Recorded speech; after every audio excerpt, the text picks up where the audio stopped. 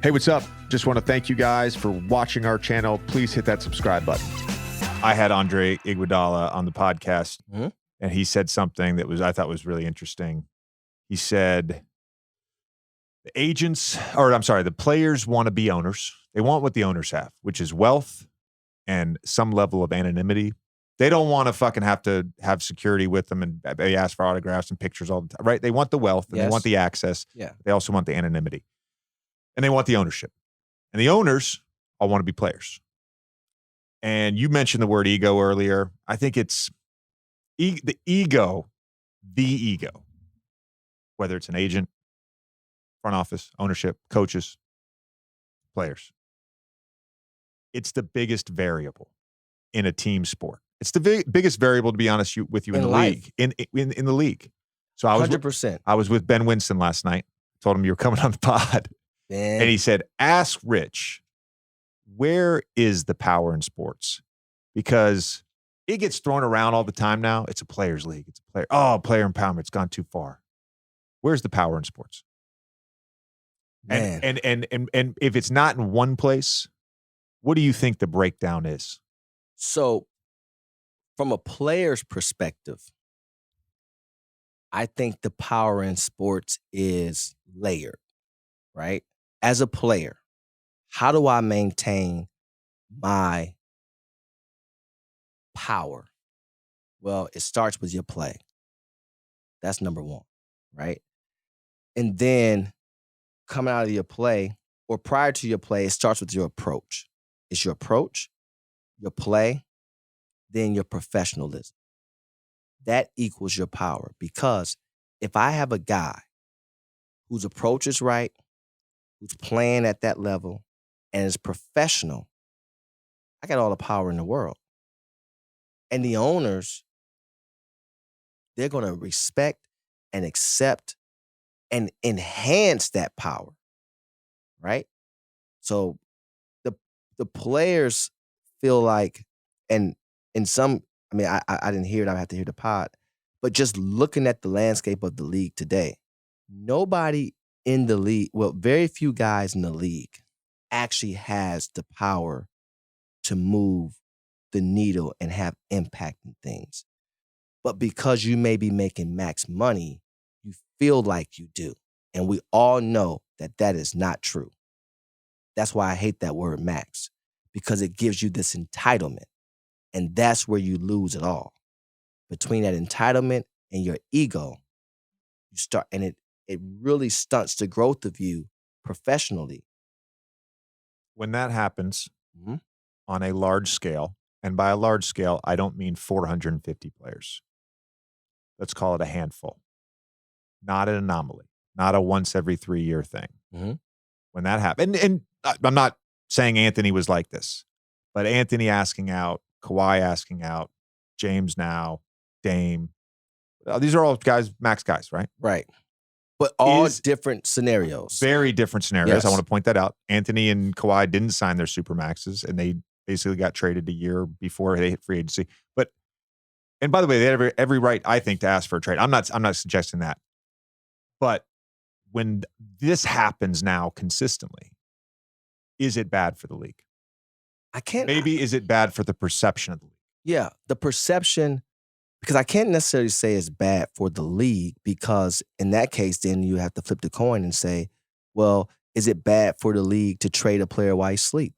Because the players don't get to choose, right? When they sign a contract, unless you have a no trade clause or whatnot, or unless you're in the last year of your deal or what, like, they don't get to choose. And so I just think every situation is different. Like in Anthony's case, he had no business signing a 5-year deal to begin with. Because at that time, what did the team show you that warranted them to have you committed for 5 years? But just going back to the ego, and it's going back to the agent, right? The agent's job, for me as an agent, and I'm in a different position because my life isn't totally dependent of a commission, right? So I have the ability, and I did this prior to, by the way. When I started the company, my focus was always to do what's best for the client. That was our thing. That's actually one of our things internally that we built the business on. Always do what's best for the client. Even if I didn't make any money or we didn't make any money as a company, I'm not signing Anthony Davis to a 5-year deal at that time. They're losing every year. Why would? But they do, or they did. Why? Because that commission is committed to you. So now the money has taken the strategy out of it. People don't, when LJ came back to Cleveland, I was making no money. All my existing contracts were somewhere else, Bled, Tristan, Corey. And when LeBron came to Cleveland, I got 3 people working, maybe 2, actually working on payroll. And I got the ability to sign a max contract, 4 years committed at 4% coming to me.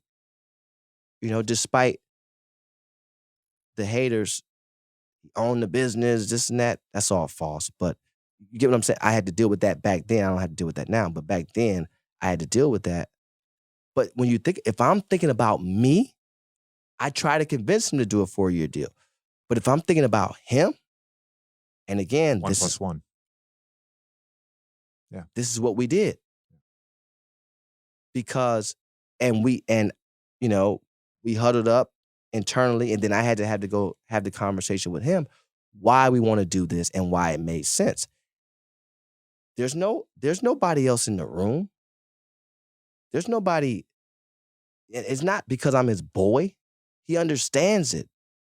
And he trusts it. And so, this makes sense. Okay, this is what's happening. Boom, boom, boom, boom, boom. This is why we're doing this. But Rich Kleiman was okay with calling me and saying, hey, Rich, and we're friends. Hey, Rich, why did this? Here's why. Okay, cool. You get what I'm saying? Like, and talking about with how they structured Kevin's deals in Golden State. But that's how it should go. Yeah. Yeah. That's how it should go. Now, I don't. It's not right for every player. Let's be clear on that. It's those type of contracts are right for Kevin Durant and LeBron most James. Most players should not do that. Yeah. You know, it's interesting.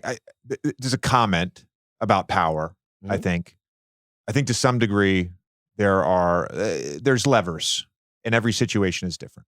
Yeah. Where, and by levers I mean leverage, right? So those levers can shift through a player's career, a team, the cycle they're on, ownership. There's a new owner. It comes with coaching contracts, right? Leverage is kind of everything, and it cycles back and forth. And I think to some degree, there are levers that stay pretty static in terms of power, in terms of who has the power in the NBA. Yeah. Here's my point. Ownership obviously has some power. Front offices, coaching staff, they have some power. Players have some power. We all kind of share in the power. Yes. I think what gets disruptive is when the ego creates the illusion of more power than it exists in reality. You're absolutely right.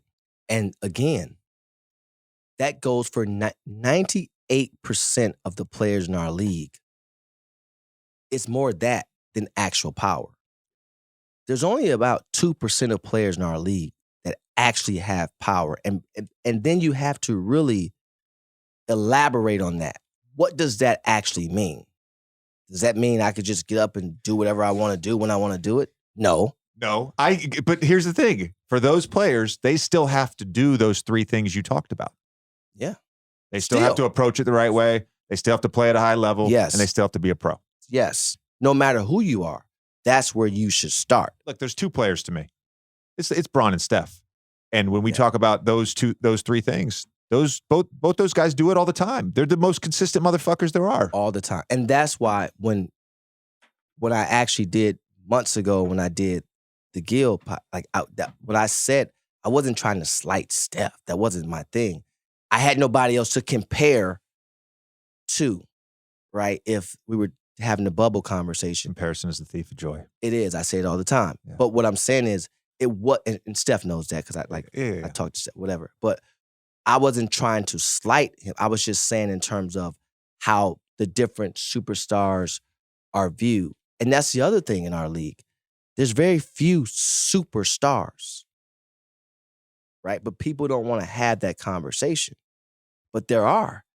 And again, when we were talking about the shoe deals and things like that, it's just different, man. Like and I think more and more players have to be educated, and they should lead with that, and they should trust that and want that, and you know what?